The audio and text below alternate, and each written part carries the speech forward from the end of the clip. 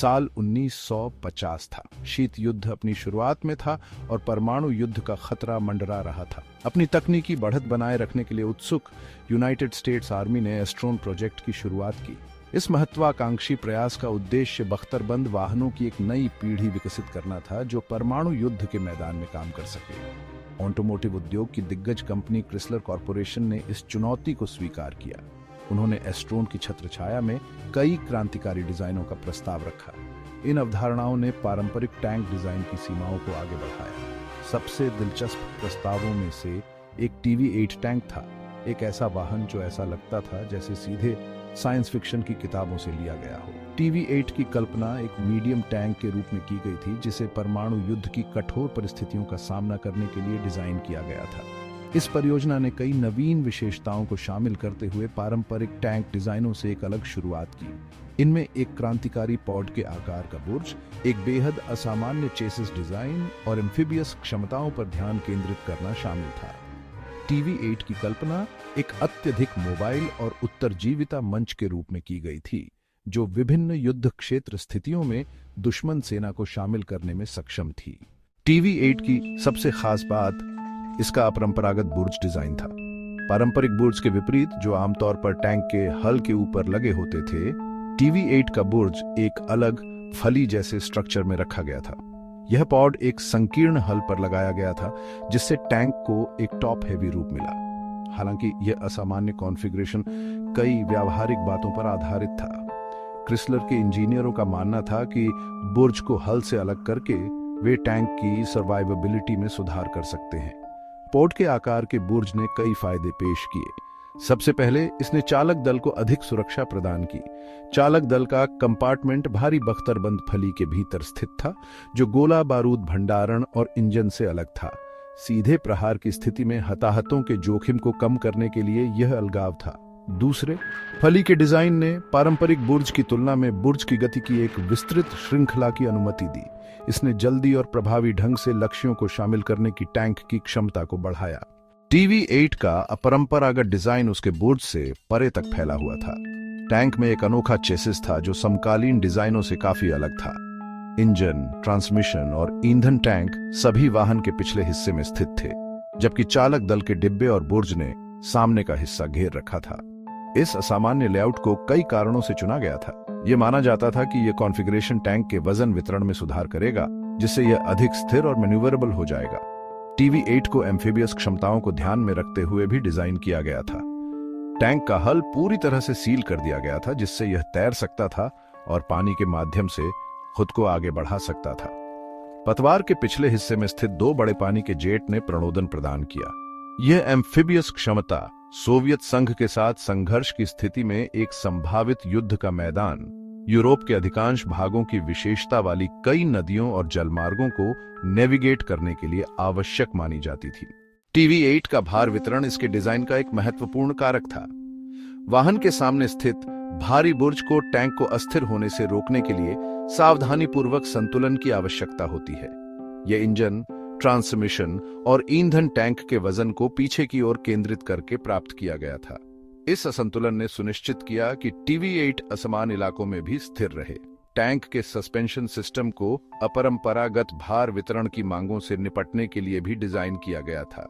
इसने एक टॉर्शन बार सस्पेंशन का उपयोग किया, जिसने सवारी आराम और ऑन ऑफ रोड प्रदर्शन के बीच एक अच्छा संतुलन प्रदान किया।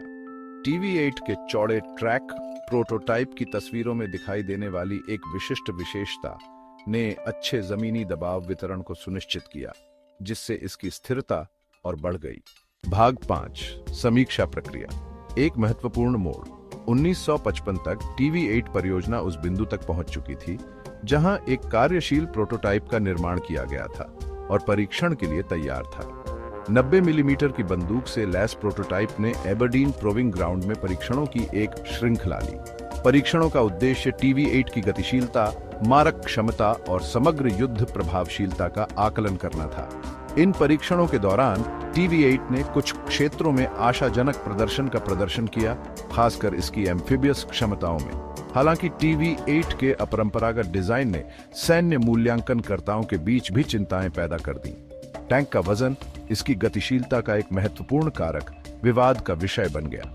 25 टन से अधिक वजन वाले TV-8 को यूरोप के कुछ पुलों और परिवहन बुनियादी ढांचे के लिए बहुत भारी माना जाता था। यह सीमा वास्तविक दुनिया के संघर्ष में इसकी तैनाती और रणनीतिक गतिशीलता में बाधा बन सकती है। भाग 6 समाप्ति और उसके कारण एक युग का अंत। कुछ क्षेत्रों में इसकी नवीन विशेषताओं और आशाजनक प्रदर्शन के बावजूद TV-8 परियोजना को अंततः 1956 में समाप्त कर दिया गया था। इस निर्णय में कई कारकों ने योगदान दिया।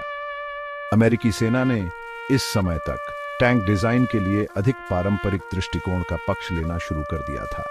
सामरिक परमाणु हथियारों का उदय, जो संभावित रूप से बड़े बख्तरबंद संरचनाओं को बेअसर कर सकता है, ने रणनीतिक सोच में बदलाव लाया। एक बढ़ती हुई धारणा थी कि इस तरह की विनाशकारी मारक क्षमता के सामने भारी बख्तरबंद पारंपरिक रूप से डिजाइन किए गए टैंक कम प्रासंगिक थे। TV-8 की जटिलता और उच्च निर्माण लागत ने भी इसके निधन में भूमिका निभाई। अपरंपरागत डिजाइन, जबकि अभिनव, ने महत्वपूर्ण इंजीनियरिंग चुनौतियों का सामना किया और बड़े पैमाने पर उत्पादन करने के लिए महंगा होता। अंत में अमेरिकी सेना ने अधिक व्यावहारिक और लागत प्रभावी टैंक डिजाइन विकसित करने पर ध्यान केंद्रित करने का फैसला किया, जिससे TV-8 परियोजना समाप्त हो गई। भाग 7 TV-8 की विरासत, भविष्य की एक झलक। हालांकि TV-8 ने कभी भी बड़े पैमाने पर उत्पादन में प्रवेश नहीं किया, लेकिन इसकी विरासत टैंक डिजाइन के इतिहास में जीवित रही। यह परियोजना अपनी अंतिम समाप्ति के बावजूद क्रिसलर के इंजीनियरिंग कौशल और पारंपरिक सोच की सीमाओं को आगे बढ़ाने की इच्छा के प्रमाण के रूप में कार्य करती है। TV-8 की नवीन विशेषताएं, जैसे कि इसका फली के आकार का बुर्ज और एम्फिबियस क्षमताओं पर जोर, भविष्य के टैंक डिजाइनों के लिए बहुमूल्य अंतर्दृष्टि प्रदान करता है। TV-8 का क्रू उत्तरजीविता पर जोर इसके अलग किए गए डिब्बे डिजाइन में स्पष्ट है। बाद के टैंक डिजाइनों में चालक दल की सुरक्षा पर रखे गए बढ़ते महत्व को दर्शाता है। टैंक का अपरंपरागत लेआउट, जबकि अंततः TV-8 के लिए ही अव्यावहारिक समझा जाता था, ने भविष्य के बख्तरबंद वाहनों के विकास को प्रभावित किया। भारी घटकों को पीछे की ओर केंद्रित करने की अवधारणा, जैसा कि TV-8 में देखा गया है, बाद के टैंक डिजाइनों में प्रतिध्वनि मिली। भाग 8 टैंक डिजाइन पर प्रभाव, सबक सीखा। TV-8 परियोजना हालांकि उत्पादन के लिए तैयार टैंक के उत्पादन में असफल रही, लेकिन अमेरिकी सेना और टैंक डिजाइन के व्यापक क्षेत्र के लिए बहुमूल्य सबक प्रदान किए। परियोजना ने व्यावहारिकता के साथ नवाचार को संतुलित करने के महत्व पर प्रकाश डाला, ये सुनिश्चित करते हुए कि नए डिजाइनों को मौजूदा सैन्य सिद्धांतों और लॉजिस्टिक बाधाओं में प्रभावी ढंग से एकीकृत किया जा सके। क्रू उत्तरजीविता पर TV-8 के जोर ने बाद के टैंक डिजाइनों में उन्नत कवच और कंपार्टमेंटलाइजेशन को शामिल करने के लिए एक अग्रदूत के रूप में कार्य किया।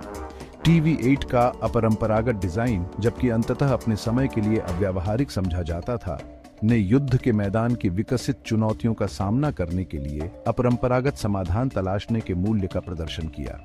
परियोजना की विरासत को आधुनिक बख्तरबंद वाहनों के विकास में नवीन तकनीकों और डिजाइन दर्शन की निरंतर खोज में देखा जा सकता है।